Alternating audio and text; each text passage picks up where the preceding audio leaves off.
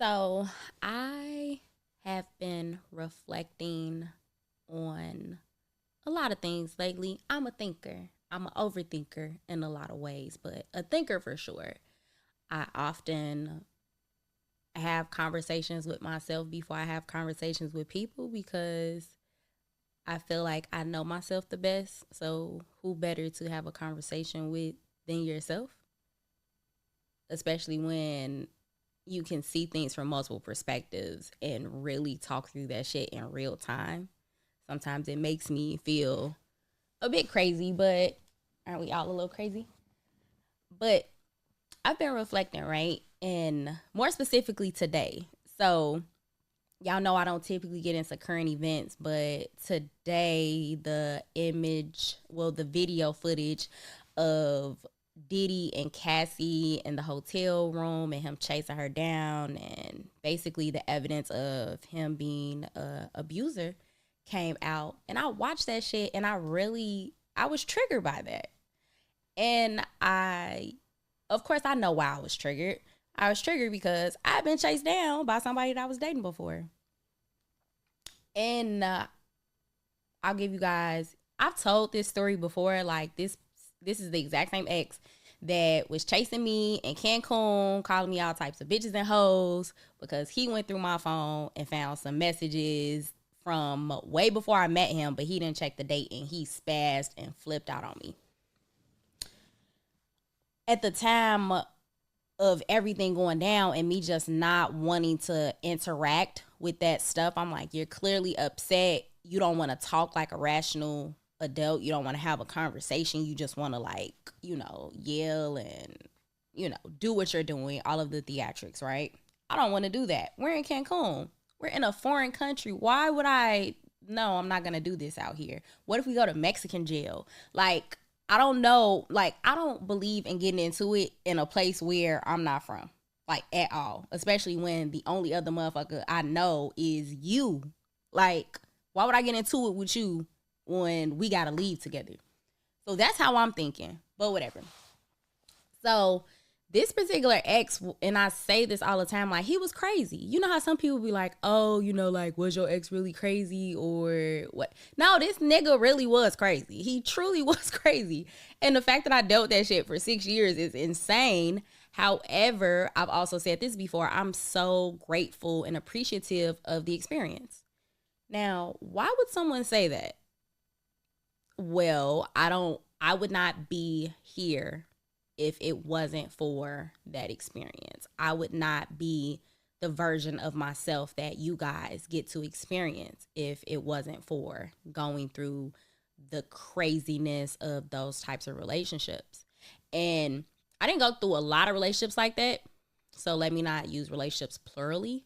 But with that particular person, it was the first time I experienced toxicity at that level. Me and my ex before that, our issues could have easily been worked out. I just didn't want to be with him anymore, to be quite honest, because I felt like there was more for me to experience in the world, and that's why we weren't going to work. I wanted to experience the world. Now, I end up getting with that particular person, and it was exciting. It was super exciting. That intrigued me. It was different. That intrigued me. And the sex was amazing. That was the first time I was with somebody and I'm like, oh my God, this is good sex. However, what I would later find is that, yeah, that was good sex, but it wasn't great sex. There was more for me to experience and there was greater out there. So the fact that I held on to that, like, yeah, again, it's funny because it really wasn't all that. It was just all that for where I was in my life and where I was with myself and who I was as a person. So this person came into my life and it's exciting. It's like a roller coaster, but I'm liking the ride. Like, clearly I'm enjoying the ride. And then when it turned ugly, it was only ugly like maybe 10%, 20, maybe 20 max percent of the time. But the fun stuff outweighed the ugliness of it, so I stayed. And then sometimes that becomes a slippery slope because you like, oh, well, I put in this much time. I put in that much time. Eventually it got to a point where I was like, fuck all this. Like, this shit not worth it. Like, it really ain't worth it. And I'm going to elaborate on some of the toxic shit that he was doing that it's like, this really changed how I viewed a lot of shit. So he was, first of all, like, he was dealing with other women, right? He's lying about dealing with other women. And what's crazy is he's lying about dealing with other women because of how they look in comparison to me. This man was dealing with one girl that was like maybe 4 times my size. So she's big. She's a big girl. Then he's dealing with some kind of studdish, dykish looking chick. Then he's dealing with he's dealing with a variety of people. And I'm over here like, this nigga don't really have a type. Like, he just fuck any and everything. And I'm like, damn, what do that say about me? If I'm messing with somebody that, you know what I'm saying, like, deal with any and everybody. And I'm like, now it's making me look at myself a little different. And that's not to, judge these women. It is what it is. Like, clearly they were offering him something of value. And what I later found out is that these bitches was giving him money. These bitches was giving him money. He was literally benefiting from all of the relationships that he was building with these different women, including myself, of course. So he was definitely one of those people that could fuck his way into a really sweet situation where he, for example, me and him, we'd go out on a date or something like that, and he'd have a whole nother bitch like link card, bad snacks on her link and shit. Like, this bitch really just like giving you link, and then he got another bitch, paying his light bills and all types of shit, paying his phone bills. And he used to hide the shit so crazy. Like, obviously, after being with him for so long and then me finding out more and more after the fact, I was already in it for like maybe a year, going into 2 years when I found all this shit out. This man had bitches paying his phone bill. So it would be stuff like he'll be getting into it with somebody, and I'm not the person that asks a whole lot of questions, because I feel like if I ask you questions, you're probably gonna lie to me anyway. So why am I asking you questions for you to lie to me? I'm just gonna sit back and observe and see what information I gather on my own. So he would be getting into it with certain people, and he would be like, "Oh, my auntie crazy." He used to call these bitches his aunties, his cousins, all types of shit. So believe me when I tell you, I get so triggered when a motherfucker try to say like, "Oh, that's just my cousin." Like, is this bitch really your cousin? Because I dealt with a nigga that was fucking his cousin. The bitch was not his cousin, but he used to do shit like that all the time. So it's funny because when I actually used to introduce him to my family members, and I'd be like, "This my cousin," he used to spaz on me because you was lying about motherfuckers being your family members and they wasn't. I wasn't lying. Like, I really would introduce him to like, "Oh, this my little cousin, woo woo." But if you done been around my family, like, I don't have like a lot of ugly family members. I don't got like ugly family members. So the guys that are in my family, like, they tall, light skin, or might be brown skin, might have a nice fade, might have dreads. Like, they look very different because I'm mixed with a lot of shit. So it's like you gonna see anything from fucking close to white to dark as fuck. So just all over the place. And I remember one time we got into it. We used to get into it so much when I was doing something that was like, I was like in the spotlight. So what I really should have picked up on was that this nigga was jealous of me. It's so crazy to be fucking somebody that's jealous of you and you not pick up on it. So I'm fucking with him, and I throw like a Halloween party bus, and people coming from all over to, kick it with me for my party bus.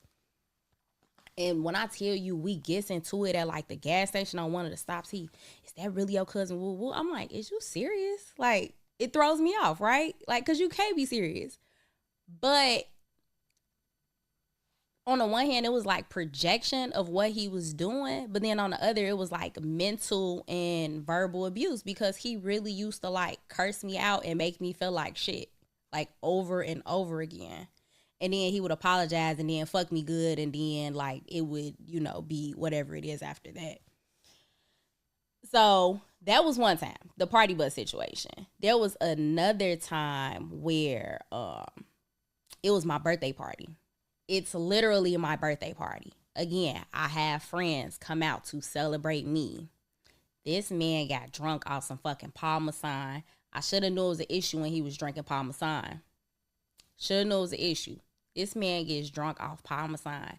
He grabs my fucking arm like while we're like we at the restaurant or whatever. Now, this is after like my mom and them left. Cause I know if my mom was there, he wouldn't have did that shit. But my mama was gone, but it was like me, my female best friend at the time, my guy best friend, and another guy friend, and his girlfriend was there too. And I'm more specifically, he had a problem with the extra guy friend who was there with his girlfriend. That's who he had a problem with, because he was like, why is he talking to you over here when his girlfriend over there? But it's my birthday. He came over here to, converse with me because it's my birthday, and he was going to go back over there with his girl. But he had a whole problem with him talking to me. You know that these people are here to help me celebrate my birthday, and then you literally like strong arm me. He bruised my arm. So I'm upset. I don't even want to be at the restaurant no more. I want to leave. So he leaves the restaurant. He's driving.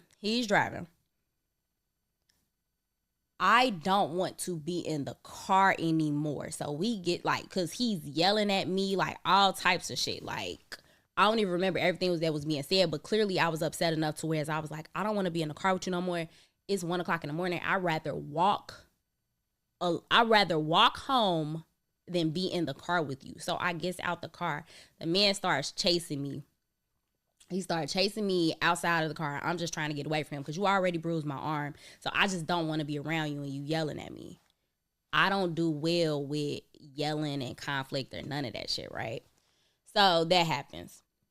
There's I already told y'all about the Cancun situation. He goes through my phone while I'm drunk. He asked me for the password to my phone. I'm not thinking anything of it because I have nothing to hide. He goes through my Facebook messages. He finds messages from, I want to say, a year before I met him. And he flips the fuck out. Again, I'm telling y'all everything that this man was doing because he was literally projecting so many insecurities about himself onto me. And the only reason why I continue to deal with it is probably for a couple different reasons. I lack the confidence to get up out of that situation. The sex was good, so I'm like, okay, it's worth it. In my head, it was worth it. I didn't, like, right now, I'm kind of, like, simplifying my thoughts, but at the time, I'm like, okay, well, I was still of that mindset that, oh, if it was supposed to be easy, then everybody would have great relationships, whatever. I'm thinking struggle love is what I'm supposed to be experiencing. That's what I saw growing up. I never saw a healthy relationship in my life, like literally. My daddy had never been in a consistent relationship from what I saw. The one person that he did want to marry, they ended up breaking up, and he always told me like he would never get married. I saw my mom get married, and that was not a healthy marriage. So I never really saw examples of what a healthy love looked like. And so that played into, in a lot of ways, that, of course, in combination with the trauma that I experienced, the sexual abuse and trauma that I experienced over the years, it actually reflected within this relationship as well, because there was certain shit that this particular ex would do to me sexually that was like borderline rapey. And I was only able to identify that after the fact. Like, there was definitely stuff that made me feel uncomfortable sexually when we would get into it. And then, like, he would very specifically want to do something sexually that he knew that I didn't want to do. Like, you're trying to hurt me. Like, you're trying to inflict some kind of mental harm on me. Again, didn't realize it. Didn't, or I knew something was up. I just didn't know how to verbalize it or conceptualize it. I didn't know what to make of it from a mental perspective. Then it was this other time that he threw me being molested in my face. Like, he really said that. He was like, you like this because you were, like, he really threw that shit in my face in a way that was like very hurtful. And it's crazy because, like, he claims like all these women in his life, right? Like, he got hella women in his life. And then I'm like, you're like this because you're used to women putting you on a pedestal that you don't deserve to be on. Which, now that I look back at it, he was very narcissistic. And I don't like throwing that word around, but that's really what it was. Like, he wants women to worship him. And you do zero whatsoever to earn that outside of fucking them good. And that's not enough, because you could find somebody that fuck you good and don't treat you like a piece of shit. But I dealt with being treated like that for as long as I did and could before I began to do the work on myself. And I've said that before, that the things that he was doing to trigger me, I began to ask myself why I was feeling the way that I felt. And then I started doing that work and reflecting on that. Why does the way in which he speaks to me make me feel away? Why is it that when he does certain things, why do I feel away? It wasn't the fact that he was dealing with multiple women. It was the fact that he was lying about the dealing with multiple women. It was the disrespect associated with him using my car and going to see other women. Like, that's what it was. More so than, you know what I'm saying? Because if he had been honest and said, this is what it is, then you rob me of my choice to kind of move how I wanted to move. And I also think that, and I've said this before, I had to go through that. I had to experience that so that I can know what's on the other side of that. When you are confident in your body, you're confident in who you are as a person and the things that you will not deal with. It's a lot of shit that I refuse to deal with from any person, like, not just in a, sexual romantic context. There are certain things I refuse to deal with from any person whatsoever because of that. And sometimes you don't know what your boundaries are until you experience certain stuff and you like, yo, if I'm going to continue to interact with certain types of people, or they're going to be in my life, these actions can't be present. And it's easy to look at people's situation and say what you would do in a situation and whatever, but I'm not someone that does that and say like, oh, if I was her, I would do this. Like, I'm glad that, people, when the situation with Cassie and Diddy first came out, people like, well, why is she just not saying something, or why this, why that? It's not for you to understand. That woman dealt with things with the tools she had available in the best way that she knew how at the time. Nobody is perfect. Like, you cannot say that just because you think you would